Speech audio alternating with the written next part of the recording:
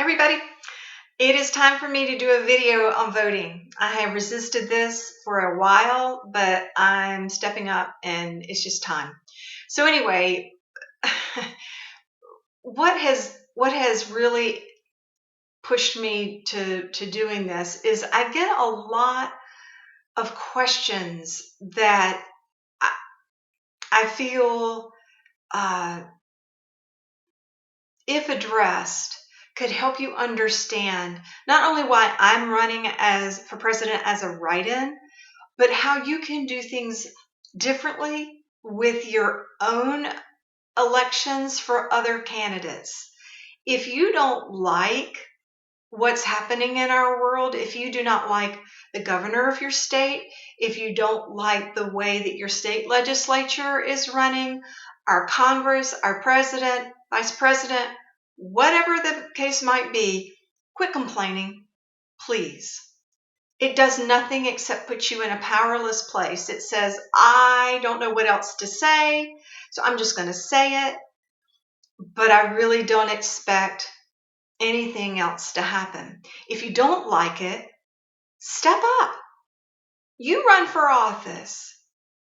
I have people tell me all the time that, they ask me questions like, all right, well, what party are you for? Have you ever been a part of a party, and what party are you with now? What religion are you? Are you married? On and on and on. That stuff doesn't matter. It doesn't matter. If you make decisions based on those types of labels, I really don't have anything to say. So just go ahead and turn off the video because it's not going to be appealing to you anyway. You're locked in to a structure or a group or a modality of thinking that says this is how you have to make your decisions. It is discrimination. It's nothing there's nothing that you can call it. It's discrimination. Okay, you're white.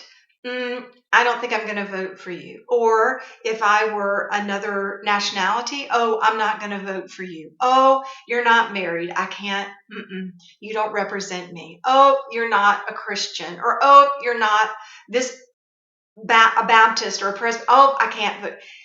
Do you see how impossible it is to represent anyone who makes their decisions based on that kind of rationale? And do you do that when you vote for a party? No, you don't. You vote for the party. Now, you may have someone who happens to tick a lot of those boxes, and that makes you feel really good, but it says nothing about the quality of character this person has. And that's what we need these days. We don't need any more decisions based on a party. We need character. We need people leading us who care. We need people who are leading us who care about us versus money. And if you continue to make your vote about a party, it will be based on money because that's how people get elected in that scenario. So let's do this. All right, let's say that you are voting for a party and you give money to the party to support that party's candidate. And then that party, and they do select their front runners. You know very well they do. They make it very difficult for others who are just as qualified or more. They've already selected their top runners, and that's who will end up being the choices. So you've already got corruption based on money. So the more money a person has, the likelier that it is that this person will win. So substitute power for the word money. So if you have those of us who are giving our power to a party to then elect a candidate, then the one who has the most power wins. But it's all false power. Everything is based about money, and we equate it with power because that's just how it's done.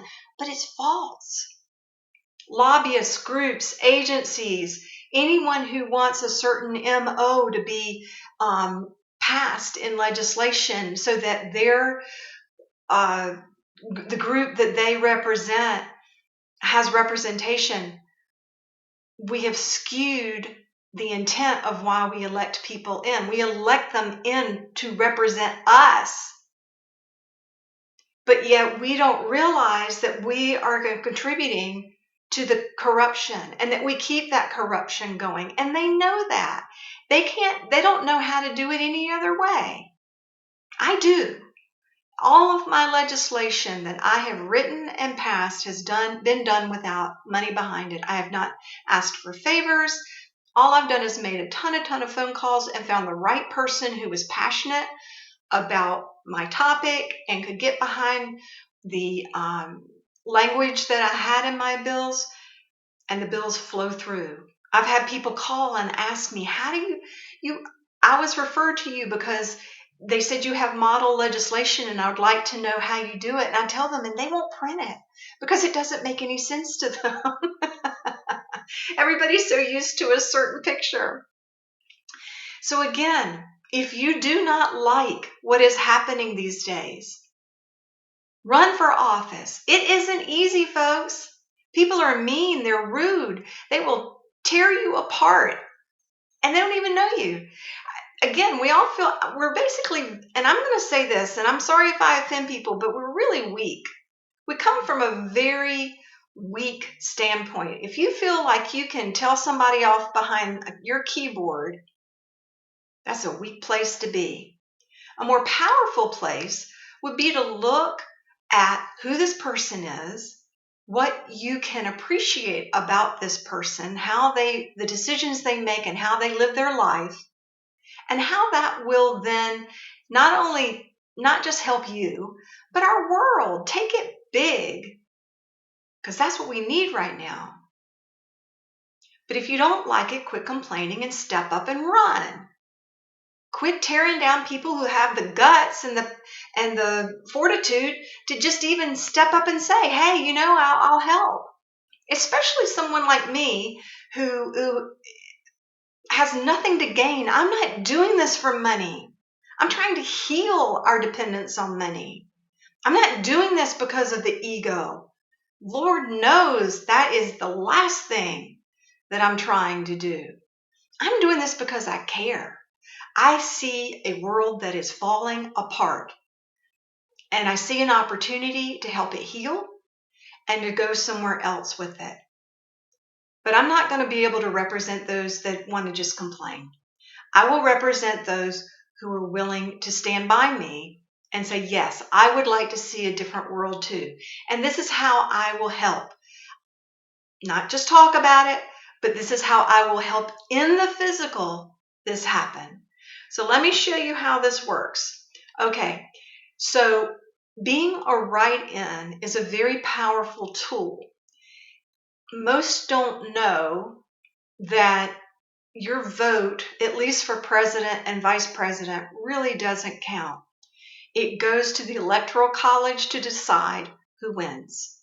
So you can cast your vote for a candidate, but it really doesn't determine whether that candidate will win or not. If you write someone in, it is a direct line. That person that you write in is counted as that vote. There is no distortion. There is no change. That person is counted at that vote. So your vote is a lot more powerful.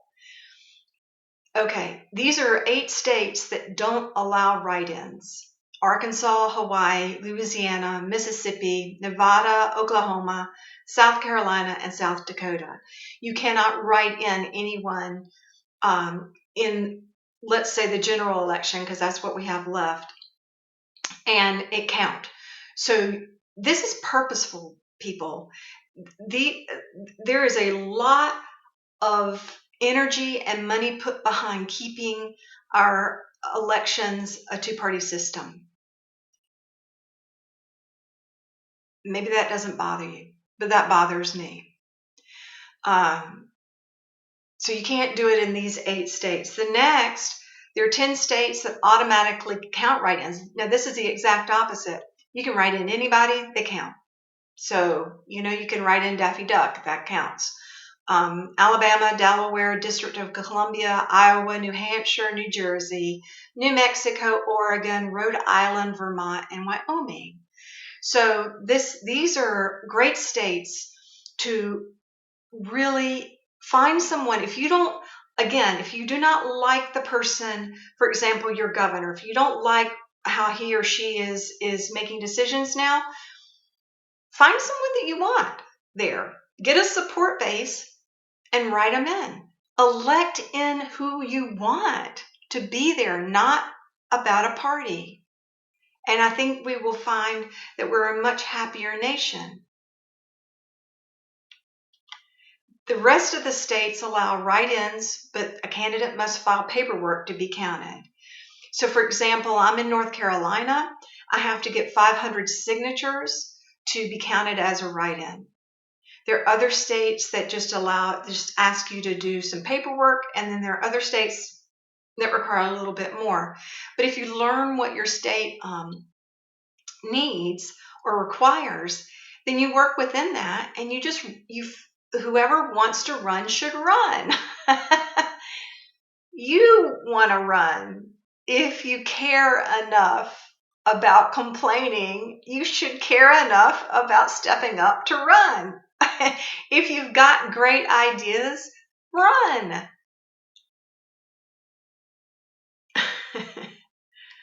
I hope this makes sense. It's not hard. This is such a great opportunity. We could totally turn everything on its ear and make history in so many ways if we would just quit saying something can't happen and go, okay, I want to be a part of this happening. I want to be a part of changing history this way, and not playing the game that has been told to us that is the only way that it can be played. It's not. It's just write-ins usually don't win. This is an awesome opportunity because we've got a situation now that has never happened, where it's prime, it's ripe for something like this. But it's not going to happen if you're okay with being a part of the corruption cycle, and you are. If you keep with the old paradigm, you are. You're saying, I am okay with corruption, and I'm okay with my liberties being taken away, and I'm okay with my freedoms, and not only that, I'm okay with everybody else's too. Because what you do affects me.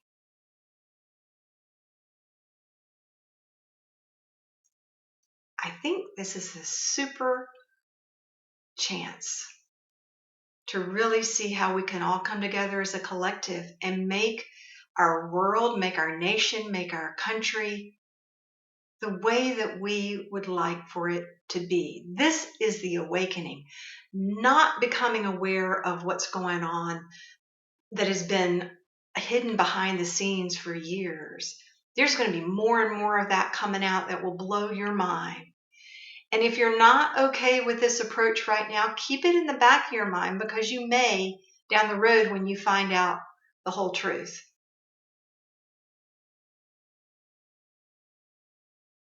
I hope that this will help. Please don't stay in a powerless state. If you don't like what is happening, be a part of the change. And it's not going to happen by complaining. And it's not going to happen by posting a lot on Facebook and hoping people will agree with you. That makes us feel better for the moment, but it does nothing. So I hope this helps. Until next time.